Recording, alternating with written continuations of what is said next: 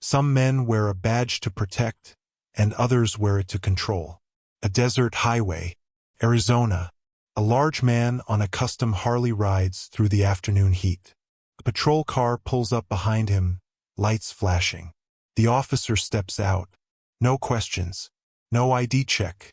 He shoves the rider off his motorcycle. The bike crashes onto asphalt. "Get on the ground, tough guy." The rider stands slowly. His face is calm. Too calm. The officer grabs his wrist. That is where everything changes. Because the man on that bike is Steven Seagal. Martial artist.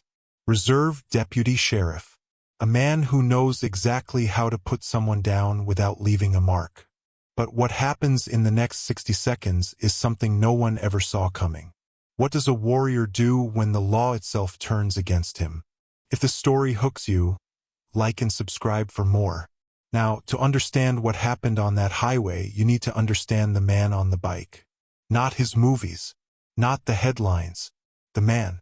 By 2002, Steven Seagal was not the person most people thought he was. Sure, the world knew the action star. The ponytail. The squint. The Aikido throws that sent stuntmen flying across rooms. Hollywood had made him famous. But Hollywood had also made him a punchline. His last few films went straight to video. Critics had written him off. Late-night hosts cracked jokes about his weight. In the eyes of the entertainment industry, Steven Seagal was yesterday's news. But here is what those people did not know. While Hollywood moved on, Seagal moved deeper. He had been studying martial arts since he was a teenager. Not the flashy kind you see in movies. Real martial arts. Aikido. The kind that teaches you how to use someone's own force against them. By the time he was in his 20s, he was living in Japan, training under masters who did not care about fame or money. He became the first American to operate his own dojo in Japan. Think about that. A country built on martial tradition, and they let this kid from Michigan run a school. Now here is the part most people never heard about.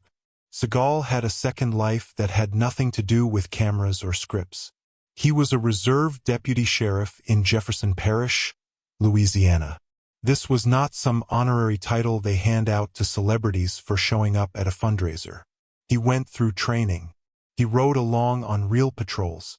He was involved in actual law enforcement operations. There were people in Jefferson Parish who knew him not as an actor, but as the big guy who showed up for shifts and never complained. So when that officer on the Arizona highway looked at the man he had just shoved off a motorcycle, he was not looking at some washed-up celebrity. He was looking at a trained martial artist with decades of discipline. A man who had been in more real confrontations than most officers see in a full career. A man who held a badge of his own. But Seagal did not know any of that was about to matter. Not yet. See, that morning had started simple. He had woken up early at a small motel outside Tucson. He was between projects. No film schedule. No press tour. Just open road and time. He pulled on his boots, zipped up his leather jacket, and walked out to where his Harley sat in the parking lot. It was a custom bike. Black and chrome. Heavy. He had put real money into that machine because it was one of the few things in his life that asked nothing from him. No lines to memorize. No directors giving notes. Just throttle and wind. He hit the highway around 9 in the morning. Route 77, heading north. Desert stretched out flat in every direction. The road was mostly empty. Just sun, pavement, and silence. He was not speeding. He was not weaving. He was doing exactly what a man does when he wants to clear his head. Riding. That is when he noticed the patrol car. It appeared in his side mirror first, just sitting back there about 200 yards behind him. Seagal did not think much of it.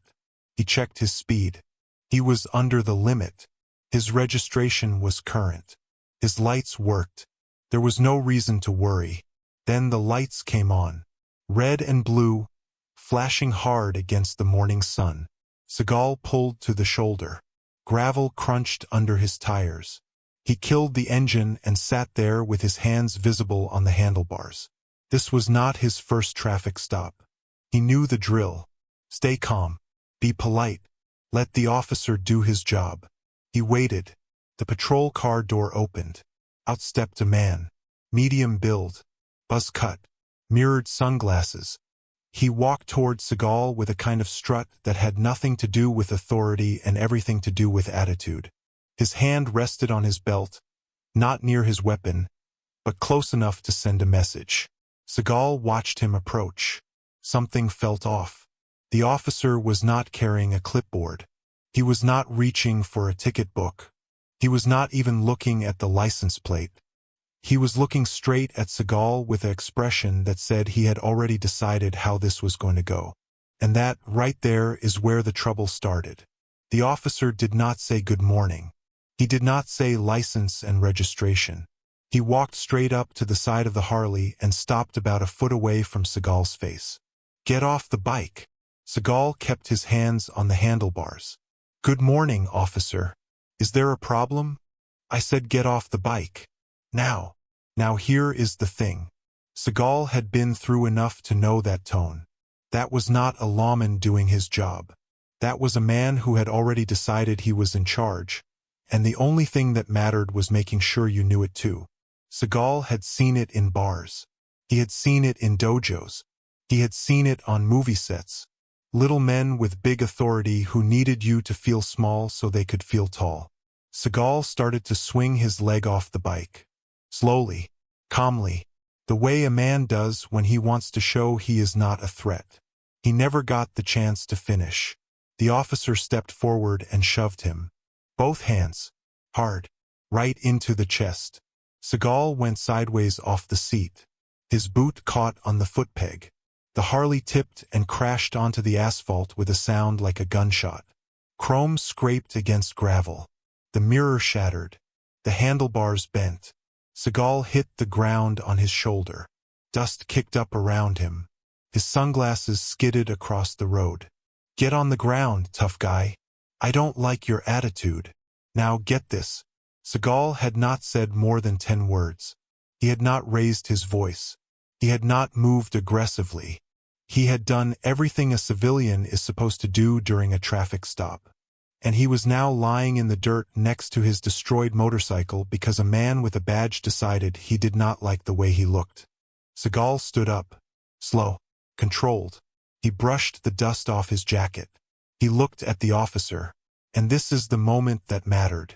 Because right here a different man would have exploded. A younger Seagal might have. The Seagal from 10 years earlier, the one with the temper and the ego and something to prove, he might have put this officer in the hospital. But that was not who was standing on this highway. The officer saw Seagal rise and took it as defiance. He stepped in fast and grabbed Seagal's right wrist. He was trying to spin him around, force him down, pin him on the ground. Standard control move. The kind they teach at the Academy for suspects who resist. But Seagal's body did not work like a normal suspect's body. The instant the officer's hand closed around his wrist, Seagal's training took over. Not rage. Not revenge. Instinct. 30 years of Aikido. His wrist rotated. His hips shifted. The officer's grip became his own trap.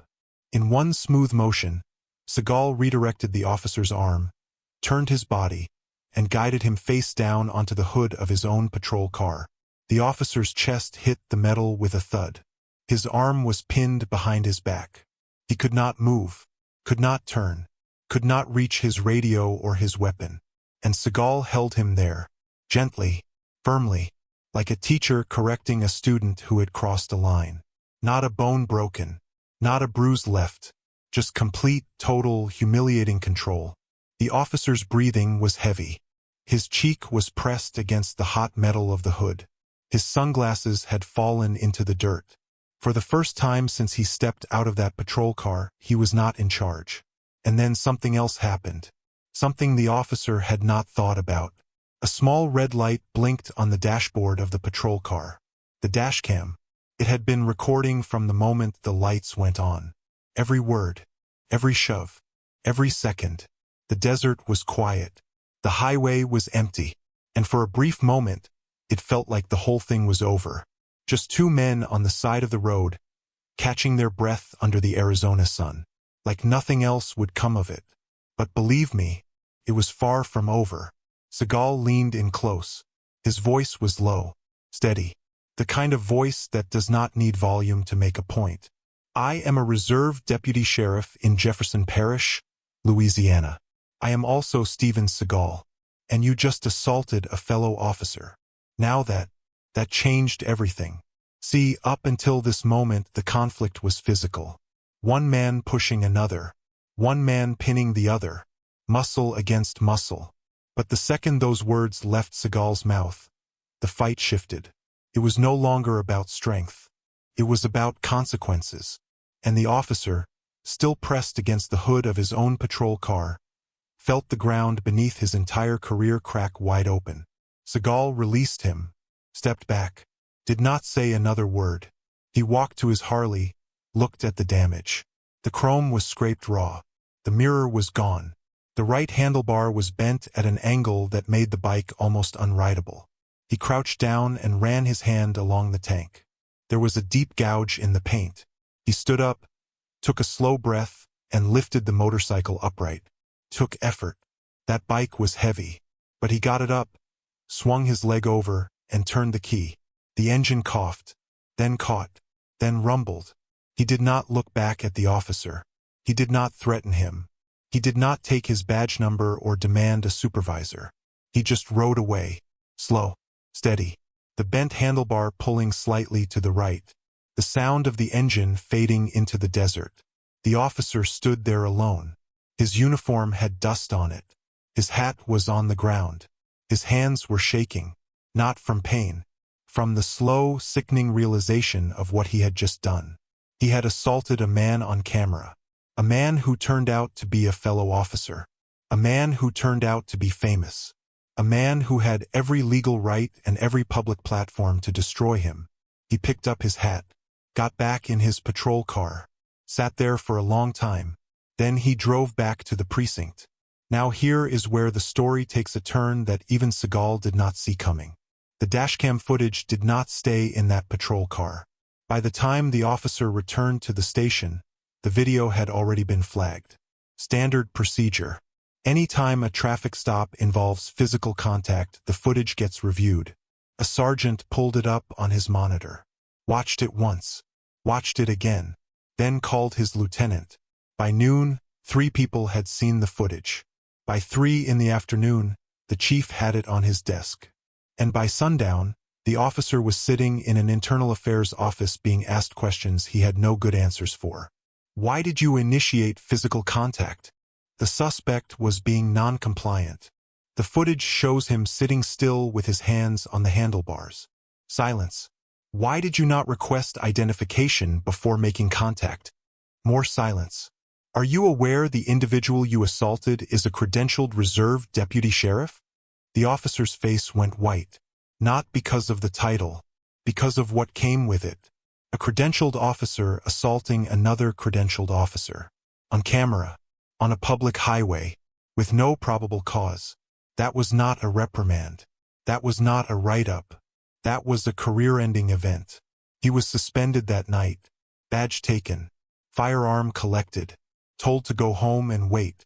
But here is the thing nobody expected. The investigation did not stop with one traffic stop. When Internal Affairs pulled the officer's file, they found things. Complaints. Lots of them. Excessive force. Verbal abuse. Unlawful detentions. Residents from small towns along that stretch of highway had been filing reports for years. And every single one had been buried. Dismissed. Lost in paperwork. Ignored by supervisors who did not want the headache. One shove on a desert highway had cracked open a vault that the entire department had been sitting on. The officer's name was not released to the public, but inside the department everyone knew. And the ones who had covered for him started getting nervous. Because the dashcam footage was not just evidence of one bad stop. It was a thread. And when Internal Affairs started pulling it, the whole fabric began to unravel. By the end of the first week, the officer was terminated. Not suspended. Terminated. And 2 supervisors who had signed off on burying those complaints were placed under review. All because one man on a motorcycle did not throw a punch. Now, let me tell you what happened to the officer, because this is the part that matters. His name does not matter. What matters is what happened to him after the badge was gone, after the uniform was turned in, after the locker was emptied and the parking spot was reassigned and the guys he used to eat lunch with stopped returning his calls. He went home, sat in his kitchen, stared at the wall. His wife asked him what happened. He told her he had been let go. She asked why. He could not bring himself to say the words. Not the real words. Not the truth. He mumbled something about department politics. Budget cuts. She did not believe him, but she did not push. That lasted about 3 days. Because by the end of the week, somebody at the precinct talked. They always do. And the story got out. Not to the national press. Seagal never went public. He never called a lawyer. He never gave an interview. But in a small town, you do not need a press conference. You just need one person at a bar with a story too good to keep quiet. You hear what happened to Danny? He pulled over Steven Seagal, shoved him off his bike. Seagal pinned him to his own car. The whole thing is on dashcam. That story moved through that town like wildfire. Every diner, every barbershop, every church parking lot after Sunday service. And it did not just follow the officer around town. It followed him to every job interview, every application, every handshake with a potential employer. Wait, you are the guy who pushed Steven Seagal. Believe me, in a small Arizona town, that is not a story people forget. He tried to get hired at another department 2 counties over. They ran his file, saw the termination, saw the internal affairs report, saw the dashcam summary.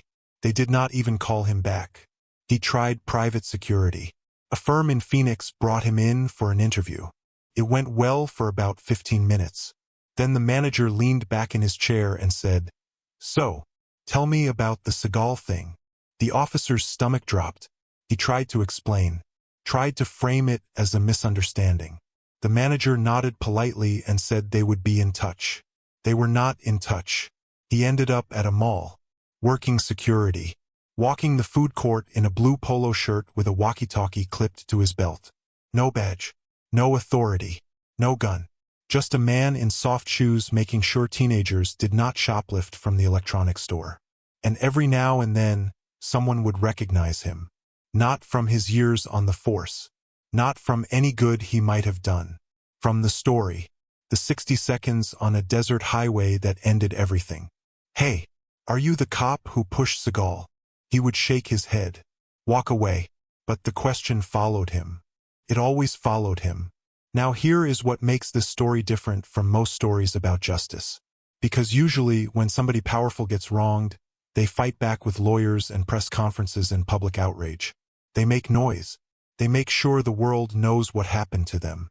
That is how power usually works. Seagal did none of that. He rode away on a broken motorcycle. He did not file a complaint. He did not call the media. He did not post about it. He did not write about it in a book. He did not mention it in a single interview. The man who had every reason and every resource to destroy that officer's life simply chose not to. And that is the real payoff of this story. Because the officer was not destroyed by Seagal. He was destroyed by his own actions. The dashcam did not lie. The complaints did not lie. The pattern of abuse did not lie. Seagal did not end that man's career. He just happened to be the person who finally turned the light on. And once the light was on, everything that had been hiding in the dark was suddenly visible. The officer pushed the wrong man. But more than that, he pushed a man who did not need to push back. And that restraint, that calm, that decision to walk away and let the system do what the system was supposed to do, that was more devastating than any punch Seagal could have thrown. Years later, somebody asked Seagal about it. Not a reporter, not on camera, just a friend, over dinner. The question was simple. "What were you thinking when that cop grabbed your wrist?" And Seagal said something that stuck with the person who heard it. He said, "I was thinking about what my teacher in Japan told me when I was 22 years old. He said the strongest man in the room is the one who does not need to prove it. That is it.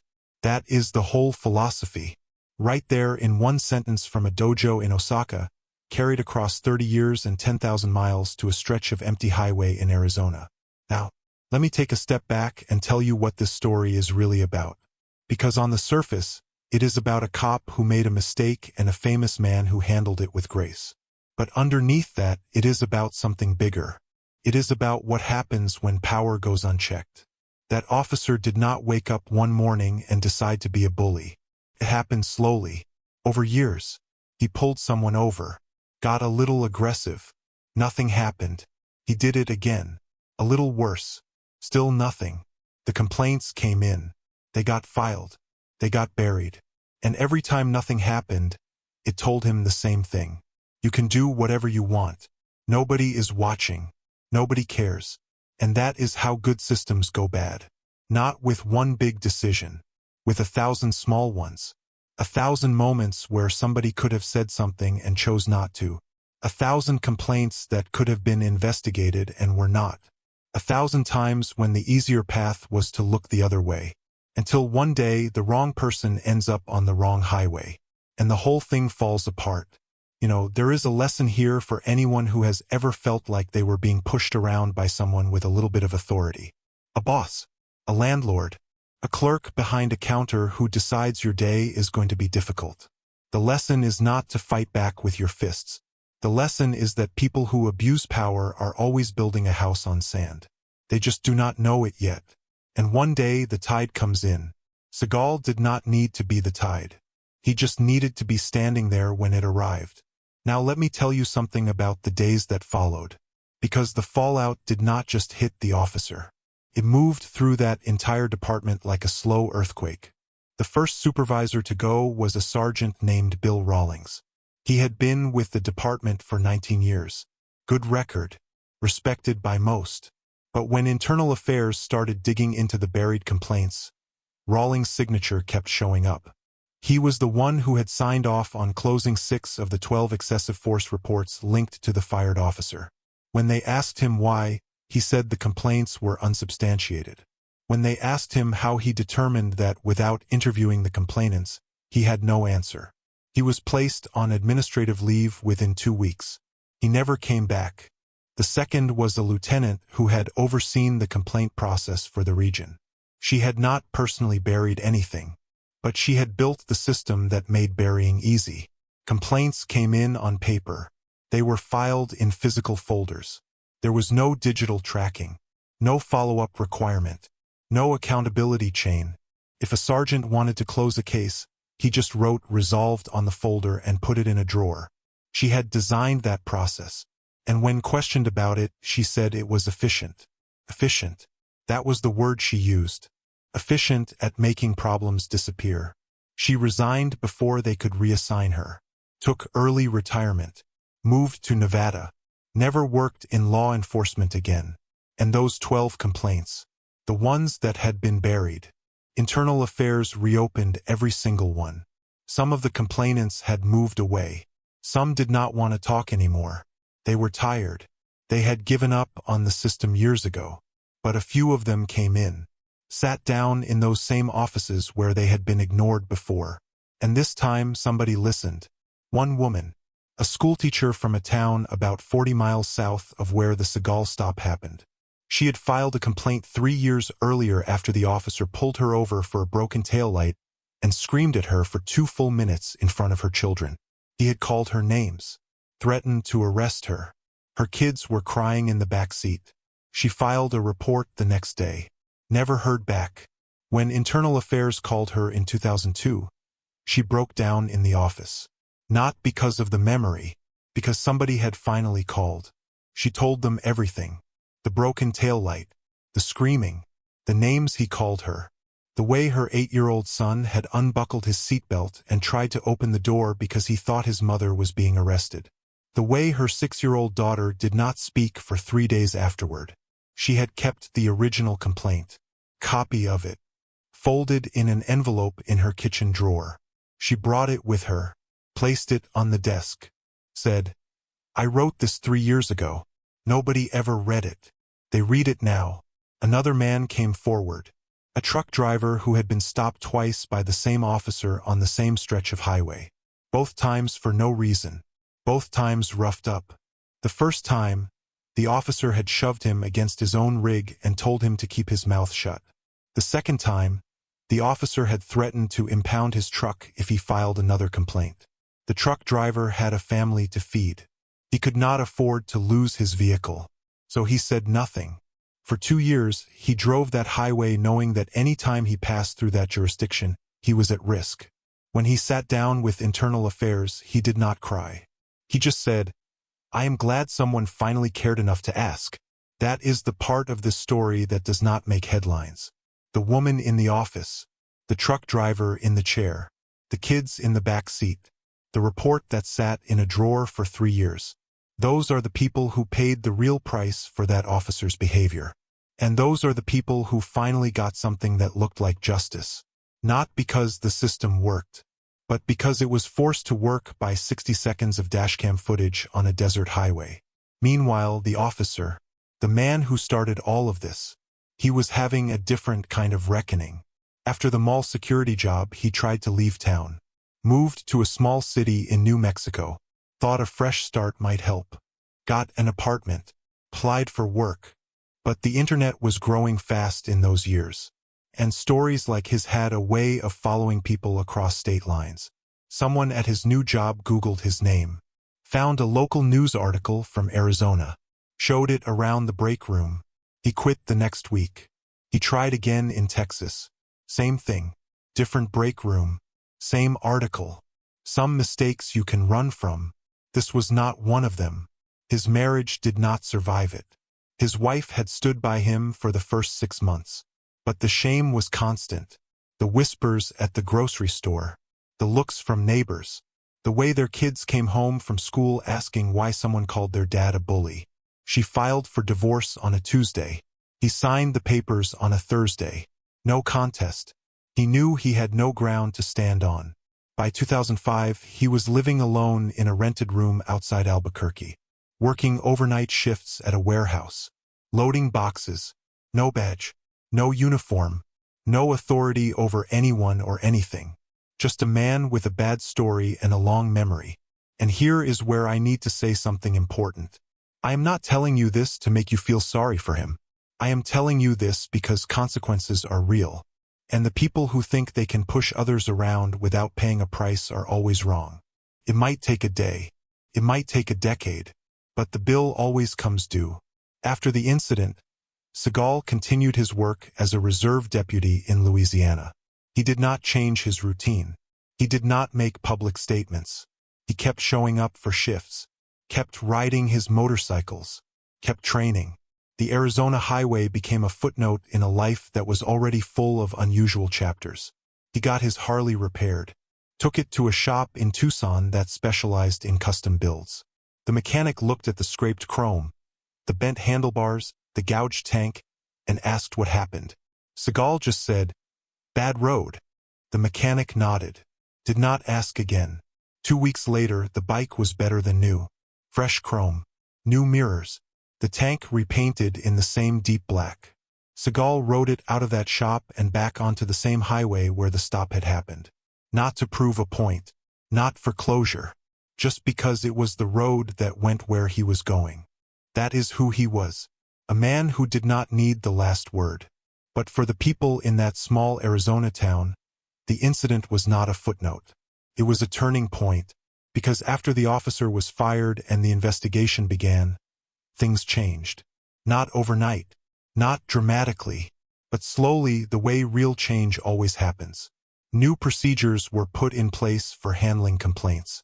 Dashcam footage review became mandatory, not optional. 2 supervisors were quietly reassigned. The department started doing things they should have been doing all along. And the people who had filed those complaints, the ones who had been ignored for years, they finally got phone calls. Some of them got apologies. Not all of them, but some. And for those people, that mattered. It mattered a lot. All because a man on a Harley did not throw a punch. I think about that sometimes. How the smallest moment of restraint can have the biggest consequences. How doing nothing can sometimes be the most powerful thing you do.